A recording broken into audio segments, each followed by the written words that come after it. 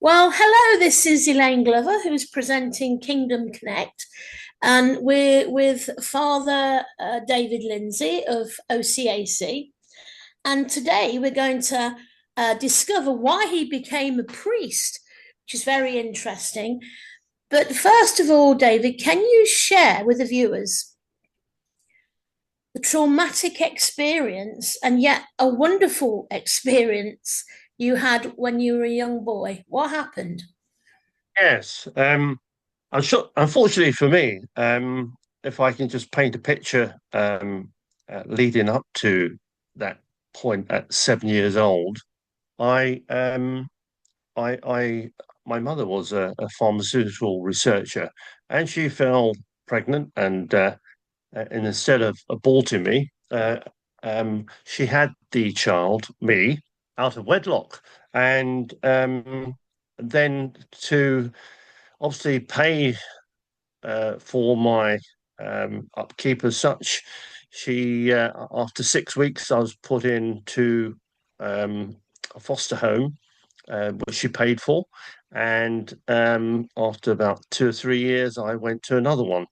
But the second one turned out to be a bit of a nightmare, where uh, the people weren't very kind to me, to say the least. And yeah, so I didn't really live with anybody. I saw my mother at weekends when she could take me, but other than that, I lived full time with two two total strangers, which was quite sad, really. And then at the age of 7 or 6 or 7, my mother got married, and then I joined her in a family home for the first time. Um, Unfortunately for me, my stepfather decided to murder me, for want of a better word. Wow. Some people, or it's known as a. What happened to me was that what most people call is a near-death experience. But he got mad with me one evening, when I was in my bed and in my bedroom, and decided to thump the living daylights out of my head. And then through his anger, he put a pillow over my head, and that finished me off. And then I simply went out my body and saw in the room, um, the pendant in the ceiling and down, and I was looking down upon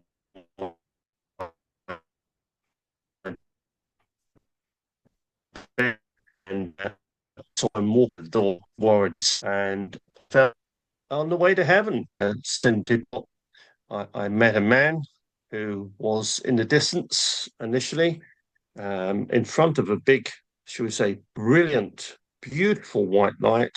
And he suddenly said to me, "You must go back, David. You must go back." So, who did you actually meet?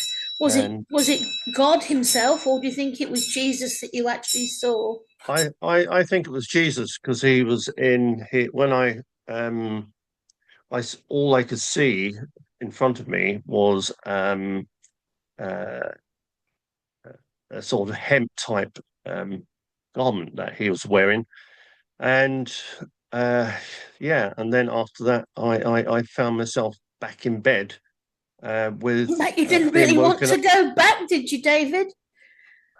No, because I tell you what, it was I was in a place of peace, and somebody was talking to me with a really rich, lovely voice. But he was telling me to go back. You must go back, he Was kept there a saying. peace? Because most people that have experienced meeting Jesus say that there's a very great peace. That's why you don't want to go back, a real sense of love and peace. Yeah.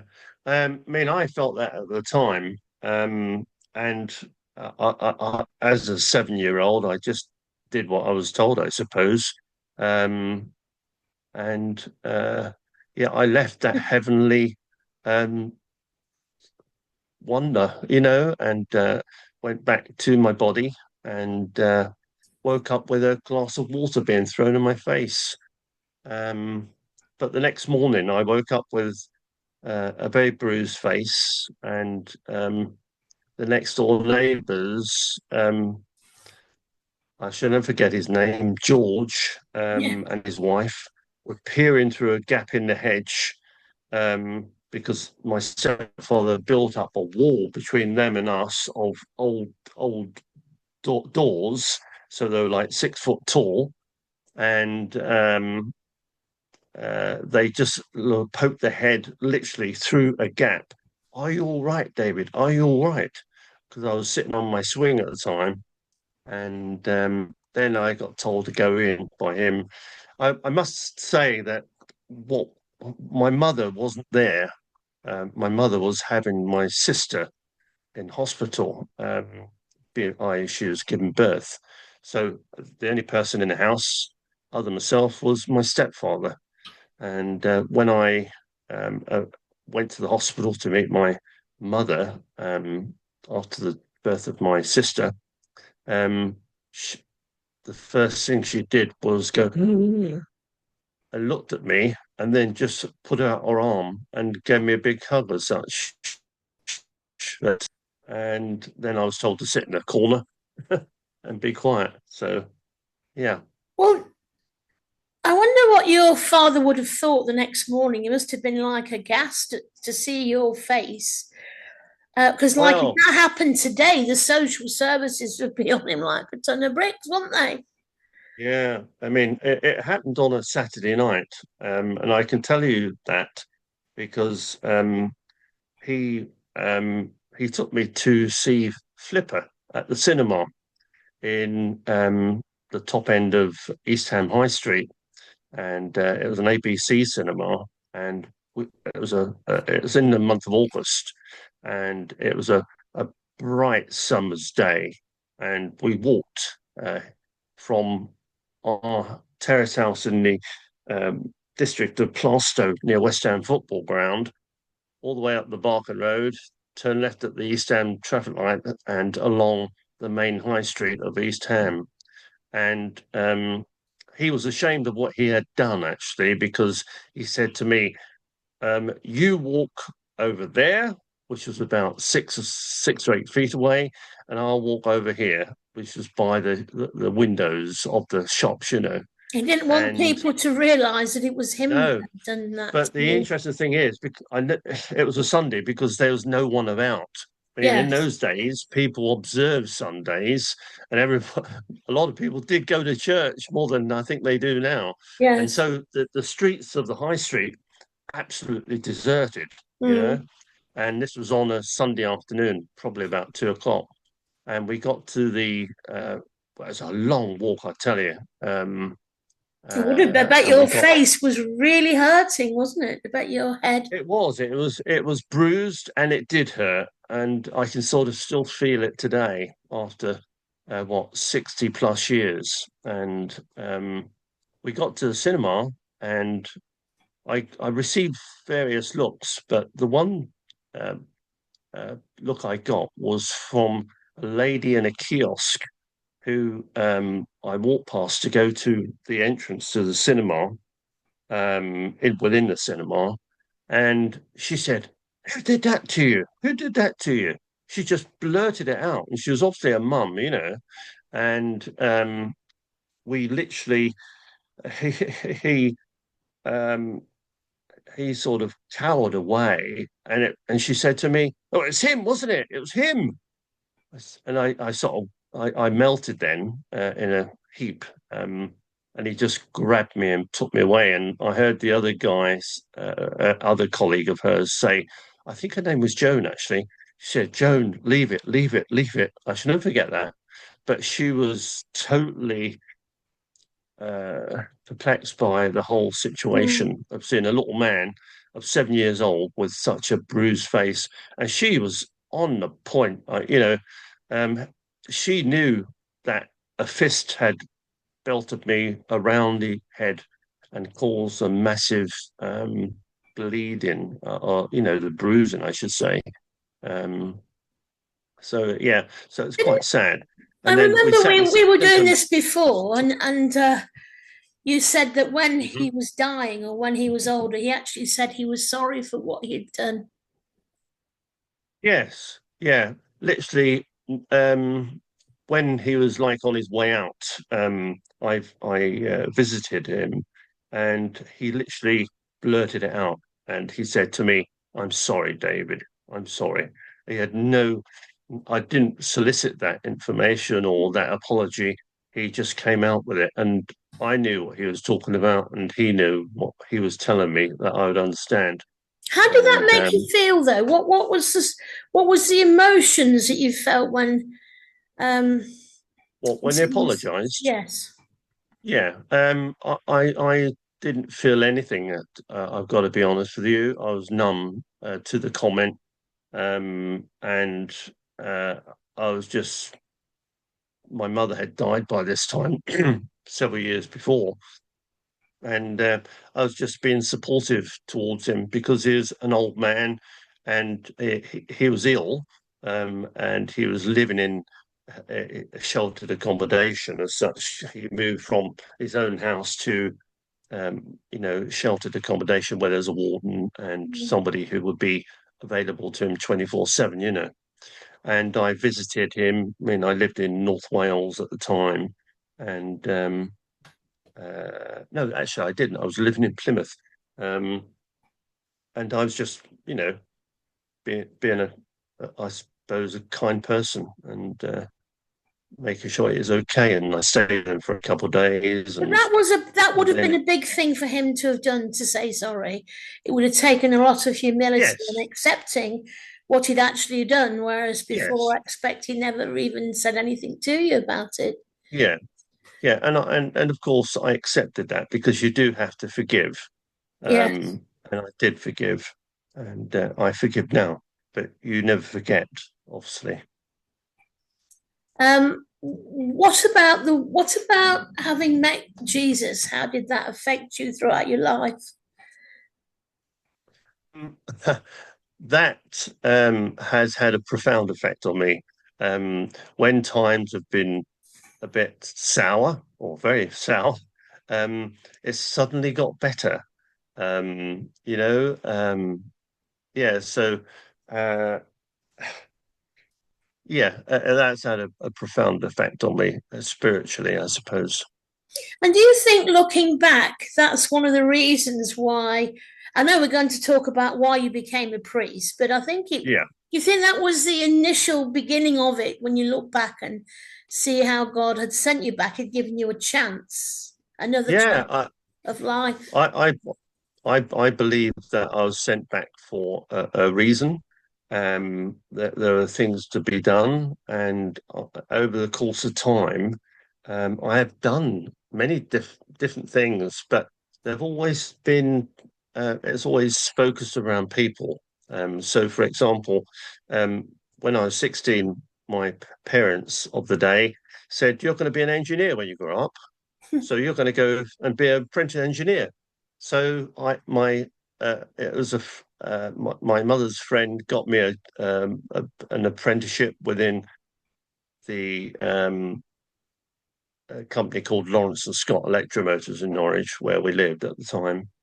And I went to college for 4 years, 1 day a week, got Mhm. all my certificates, did quite well academically.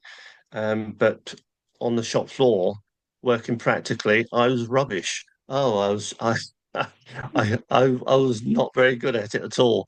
But I somehow got through it. Yes. But about the age of 19, just before I was 19, a friend of mine called Alan. He said, "David, we're going up to the Mecca rooms on Tuesday night to earn some extra money, and do you want to come with us?" I said, "Yeah, sure," because I was actually wanting to go off abroad that summer. And So you wanted some anyway, I extra got a money, job. didn't you? Exactly. So Yeah. I got a job as a waiter, Hmm. and it was a whole different world. Um, Did you enjoy that? people with, I loved it. I Yeah. absolutely loved. you're looking after people with, I think the gents had these beautiful evening suits on, and the ladies had their beautiful gowns and the music and everything else. It was absolutely lovely, and I fell in love with it. And Yeah. I fell in love with helping people, and I was really in my element. And I couldn't wait to get back into the world of catering at the time. And I met a friend during the end of my apprenticeship, and he said, "Oh, I know a managing director of a hotel company. I'll have a word with him, see if we can get you a job." Because I was saying at the time, I wouldn't mind going into catering to be a hotel manager. So, and anyway, I got this interview with this chap called Chris Spins of the Hotel Norwich in Norwich, and he interviewed me. He said, "Right, I can offer you an apprenticeship as such for 3 years Wow, that was as a God, host." wasn't it?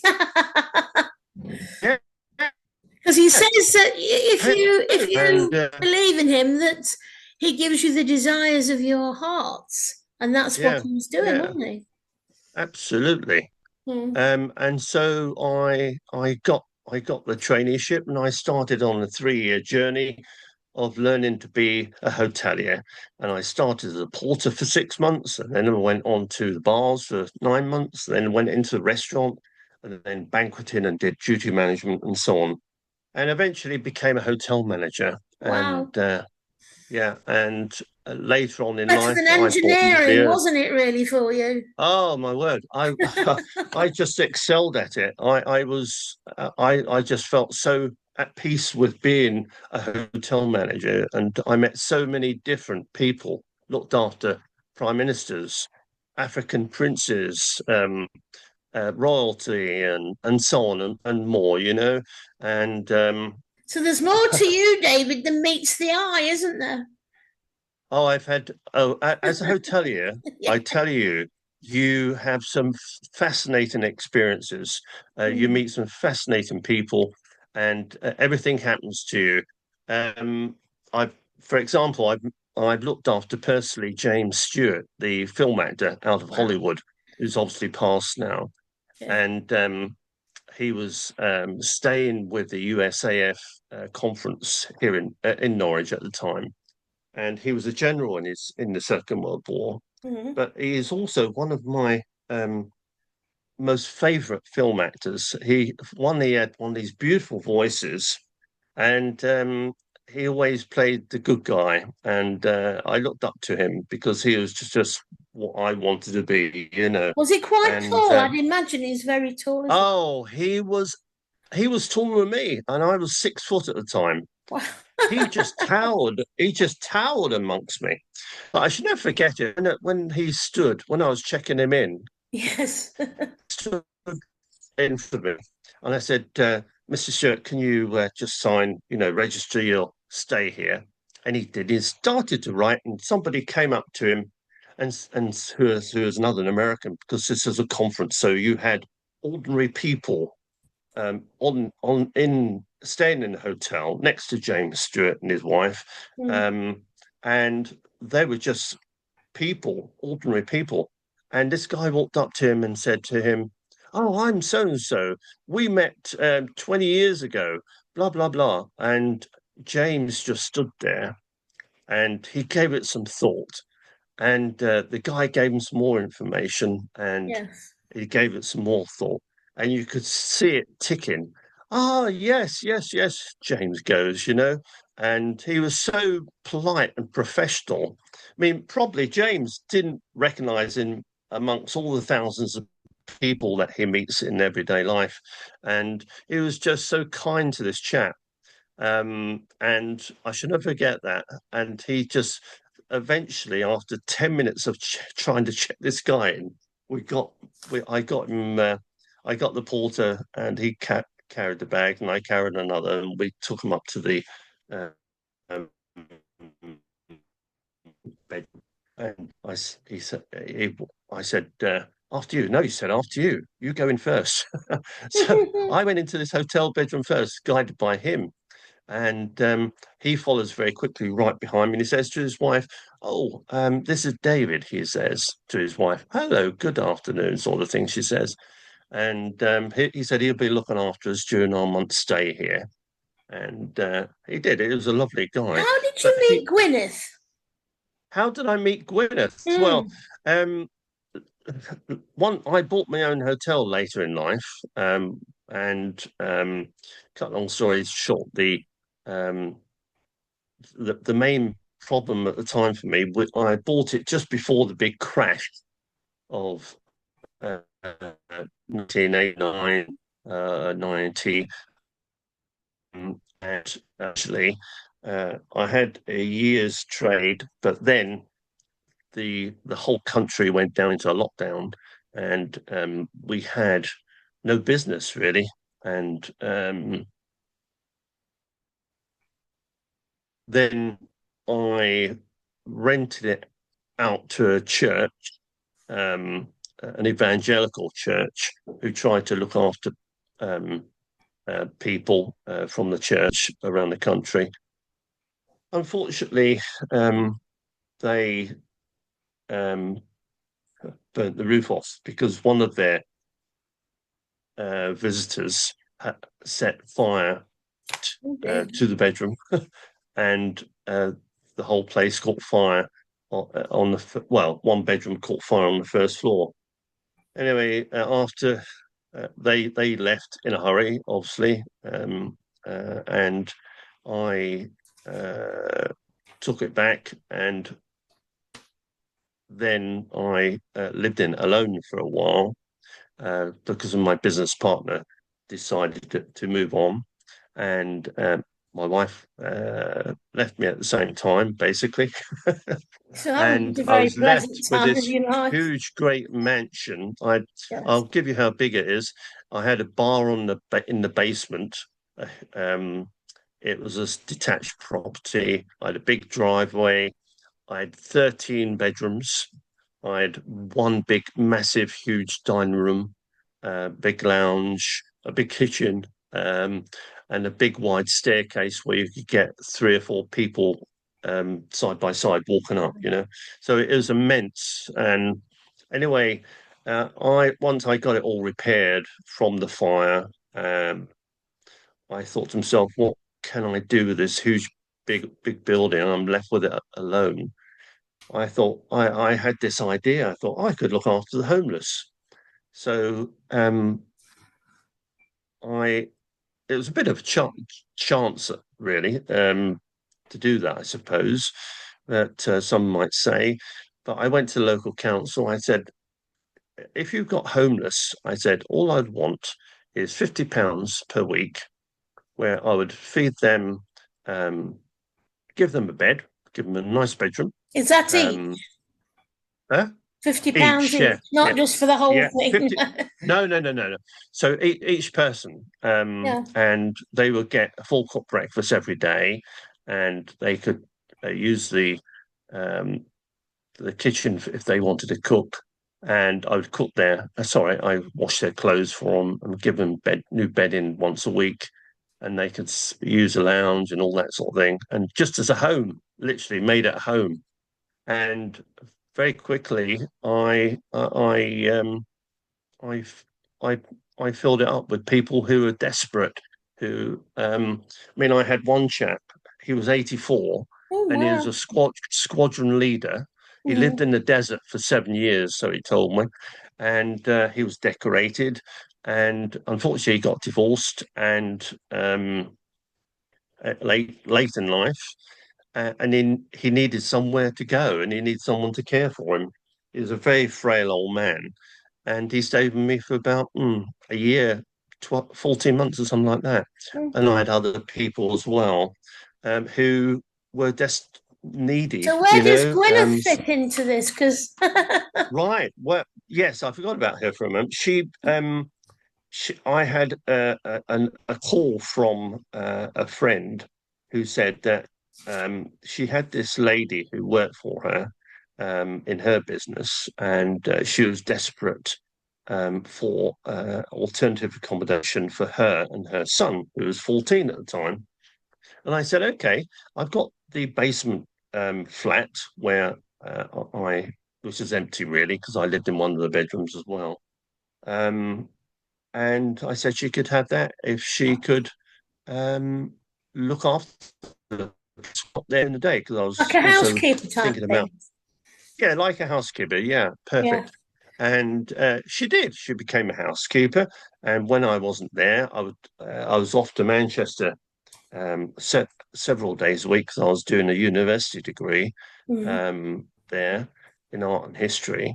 And so over a period of time, we got friendly and got to know each other, and we started a relationship. And eventually, I married her. So I Wow. married the housekeeper. The rest, the rest is history. But she has Yeah, been the a rest real is rock history. to We've got you. She's been a two rock to children you. now. Yes. Pardon? She's been a rock to you, hasn't she, through all your. Absolutely, yes, yes, she has. And Because you've had two strokes as well, haven't you? I have, and during that time, obviously, I had my first stroke when I was at 40, Yes. and I uh, I had a dissection of the carotid artery just below the ear, and is basically where the carotid artery does a carbuncle. If you imagine an inner tube and doing a big balloon within the Yes. tube, it's all the platelets of the blood get trapped there, and all of a sudden they ping off and go up to the brain, and that's why you have a stroke. So I had that, and it took me about 18 months to recover from that. Mm. Um, and just shortly after I had the stroke, I thought I can't keep working because by this time I looked after people with learning difficulties. Um, and yeah, I was a Very stressful registered. jobs, though, all these things. And I mean, they are good to do, I but they know, do have an element of stress, don't they? yeah, they are stressful. They were stressful at times, but they're also good times. It was fun to do. Yes. Uh, I should say. So let's get to this thing. I mean, why did you want to become a priest for? When did this happen? Well, do you know, I had thought about it over the years, and I and that's about as far as it went. Mm. Okay, I'd been to church, me, just seven really. I was You've always had a evacuated love of people, haven't you? from the Sunday afternoon. Yes. Pardon? And what I was trying to say was, I know that Sorry. it just seems like I'm talking over you, but the problem is with Zoom, by the time you get it, it's what I'm saying to the Oh, viewers. You right. kind of see, but what I was going to say was, you've always had a love for people like the homeless, special Yeah. needs. So we've now only got a few minutes left. So I want to get this in so that we can bring Yeah. about the priest in you. Yeah. Well, I'll get to the point then. I was working in a call center just a few years ago, about what in Was it with COVID? Worked in the call 20, center? 2019. Yeah, I I um I left one call center to go. Um, I left a call center and went to another one, and I spent about a couple years there. And one afternoon, I was talking to one guy, and we were just casually chatting. He said to me, "Have you ever thought about becoming a vicar?" I said, "No," and I said, and sort of that conversation finished. And about a week later, I had another colleague who wasn't aware of the conversation I had, and she said to me, "David, um, you are you going to become a vicar? Are you going to be a vicar? Can you be a vicar? Would you like to be a vicar?" Sort of thing, you know. And I said, "What do you mean?" She said, "Well, have you ever thought about it?" And I said, "Yeah, I have actually in years past, but and we weren't even talking anything about anything ecclesiastical, you know." And anyway, I got an interview for a job I wanted to change Mm. with the Salvation Army, and I had two people interviewing me. One was a female and a man, and she said to me, oh, we had the interview. I walked away, and which the interview went well. And the next day, I was standing at the bus stop, and I got a telephone call, and it was the lady interviewer, and she said, "David, I'm sorry to say the gentleman that who was after you pipped you at the post for the job because you would have got the job, but he knew far more about benefits." And she was saying to me, "You would have just you would just tear your hair out being a beginner at it." And so he pipped you at the post. But she said to me, "Have you ever thought about becoming a vicar?" And I said, I said, "This is amazing." I said, "In the last 3 to 4 weeks, you are the third person to ask me that question." Okay.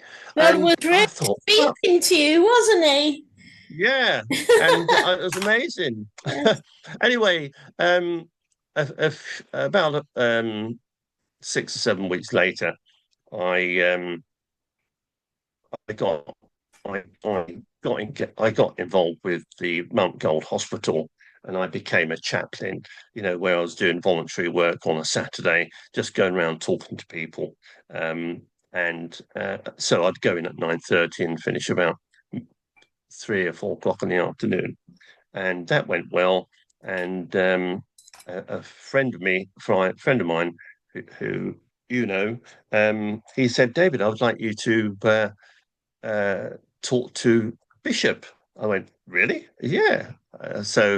And anyway, this bishop called Bishop Adrian gives me a call, and we were talking, and he said, "Yeah, I would like to invite you on board with OCAC, which means the Old Catholic Apostolic Church. It's a mission church, and you can grow with us."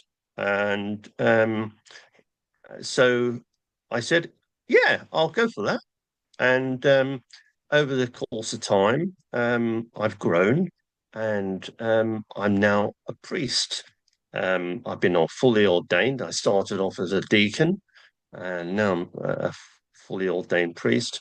And believe it or not, I now work in semi-retirement in a funeral home.